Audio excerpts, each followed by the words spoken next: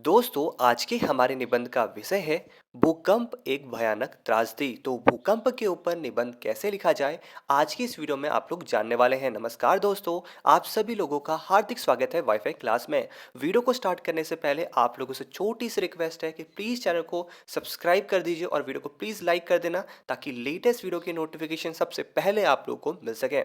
सबसे पहले आप सभी लोग हेडिंग डाल लीजिए, भूकंप एक भयानक त्रासदी, और इसको अंडरलाइन कर लीजिए। अगली लाइन से लिखिए, हमारे वेद, शास्त्र और आर्ष ग्रंथों के अनुसार प्रकृति अनंत है। प्रकृति का स्वभाव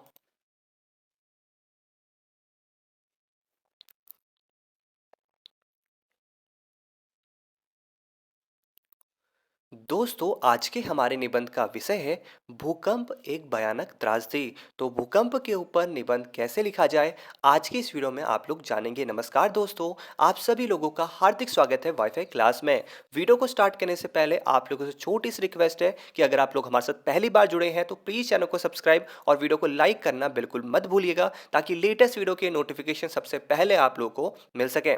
सबसे पहले आप सभी लोग हेडिंग डाल लीजिए ब्लैक पेन से, भूकंप एक भयानक त्रासदी, और इसको अंडरलाइन कर लीजिए।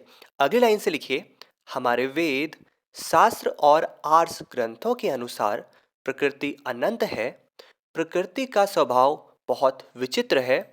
कभी तो यह मानव का कल्याण करती हुई दिखाई देती है और कभी विनाशकारी तांडव नृत्य करती है। इस प्रकृति का कब और कैसा रूप दिखाई देगा, यह सर्वथा अनिश्चित है। प्रभु ही इस खेल को समझ सकता है, क्योंकि ईश्वर की आज्ञा के बिना प्रकृति भी सर्वथा असक्त है। अगली लाइन से आपको लिखना है, वैसे तो अकाल, बाढ़ आदि अनेक प्राकृतिक विपदाएं मानव जीवन को समय समय पर प्रभावित करती हैं, परंतु इनमें से जो सबसे अधिक विकट और विनाशकारी त्रासदी है वह भूकंप है। इस भूकंप से कितने बड़े क्षेत्र में जान माल की हानि होगी, इसका न कोई अंदाजा है और न ही कोई सीमा है। भूकंप का अर्थ है भूमि में कंपन होना। भूमि में कंपन यदि रिक्टर पैमाने पर हल्का मापा जाए तो यह एक सामान्य सी बात है, परंतु यह कंपन यदि अधिक तीव्र गति का हो तब तो प्रत्यक्ष विनाश लीला दृष्टिगोचर होने लगती है। सचमुच भूकंप विनाश का ही दूसरा नाम है, जिस पर मानव का कोई बस नहीं है। अगली लाइन से आप लोग को लिखना है, आधुनिक युग में साधारणतया यह मान लिया गया है कि मानव ने प्रकृति के सभी रहस्यों को जान लिया है और कुछ हद तक उसे काबू भी कर लिया है, परंतु यह बात उस समय भ्रमित कर देती है जब वैज्ञानिक तो यह घोषणा करते हैं कि अमुक स्थान पर अधिक वर्षा या आंधी चलेगी, परंतु वहां धूप खिली रहती है। वैज्ञानिकों के सौर यंत्र और उनका विज्ञान धरा का धरा रह जाता है, क्योंकि प्रकृति अनंत है और उसकी पहेली अबूझ है। भूकंप के मुख्य कारणों में पृथ्वी के भीतर जो मिट्टी की तहें और चट्टानें हैं, उनका हिलना तथा ज्वालामुखी का फटना आदि प्रमुख हैं। इसके अतिरिक्त भूस्खलन, बम फटने और रेलगाड़ियों की तीव्र गति से भी कुछ सीमित क्षेत्र में कंपन होता है।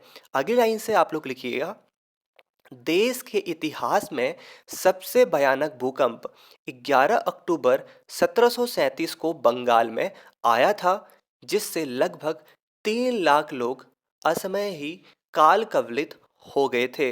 न कोई चारा था और न ही कोई सहारा। लाखों लोगों के आवास छिन्न भिन्न हो गए थे।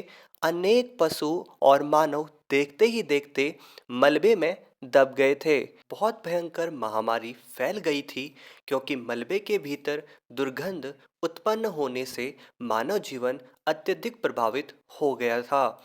इसी प्रकार एक बार महाराष्ट्र के लातूर नामक स्थान पर भी भूकंप आया था, जिसने जिले के लगभग 40 गांवों को नष्ट भ्रष्ट कर दिया था। भूकंप त्रासदी का शिकार गुजरात प्रांत भी हुआ था।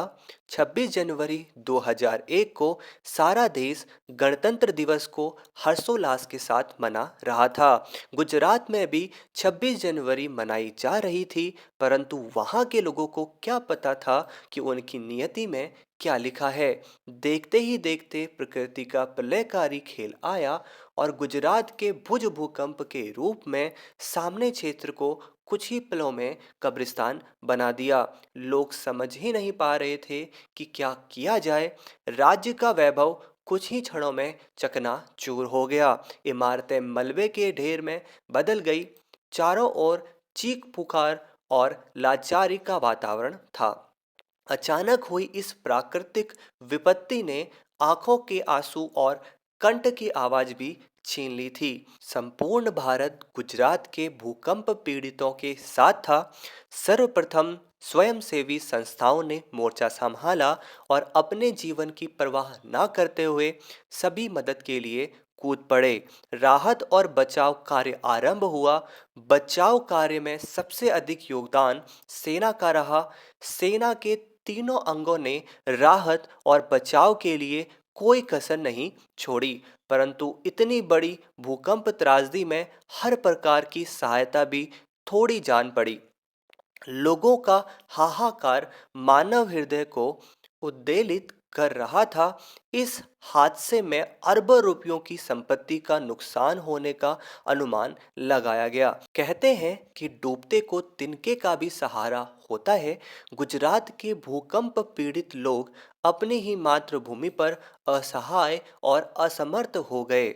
बाहर से आए हुए शरणार्थियों के समान वे अपने ही घर में पराये हो गए। परंतु भारतवर्ष की यह विशेषता रही है कि संकट के समय सारा देश एक ही माला में बच जाता है। कश्मीर से लेकर कन्याकुमारी तक विकट समय में एकता का परिचय देते हैं। सब लोगों ने भूकंप पीड़ितों को यथाशक्ति पूरा सहयोग दिया, जिससे उन्होंने राहत की सांस ली। भूकंप से उत्पन्न होने वाले इस विनाश लीला को समय समय पर क्या मानव समाज मूक दर्शक बनकर इसी प्रकार सहन करेगा। यद्यपि विज्ञान की सहायता से संसार के वैज्ञानिकों ने भूकंप की पूर्व जानकारी प्राप्त करने में उल्लेखनीय प्रगति की है। उपग्रह भी इस दिशा में उनकी सहायता कर रहे हैं। अब तक इस क्षेत्र में कोई विशेष प्रगति नहीं पाई गई है कि भूकंप त्रासदी को किन उपायों से रोका जाए। जब तक कोई निर्णायक चमत्कार नहीं हो जाता, तब तक हम इस प्राकृतिक विपत्ति को इसी प्रकार सहन करते रहेंगे। आशा है कि निकट भविष्य में इस ओर कदम उठाए जाएंगे, जिससे हम भूकंप जैसी त्रासदी से मुक्त हो सकेंगे। आशा करता हूँ दोस्तों कि आप सभी लोगों को ये वीडियो पसंद आई होगी। अगर आप लोग चाहते हैं कि हम किसी अन्य विषय के ऊपर निबंध लिखें, तो आप लोग नीचे कमेंट करिए और जितनी जल्दी हो सके हम उस विषय के ऊपर निबंध लेके आएंगे। प्लीज़ वीडियो को लाइक और चैनल को सब्सक्राइब कर दीजिए, ताकि लेटेस्ट वीडियो की नोटिफिकेशन सबसे पहले आप सभी लोगों को मिल सकें। थैंक यू वेरी मच दोस्तों, मिलते हैं एक नई वीडियो के साथ।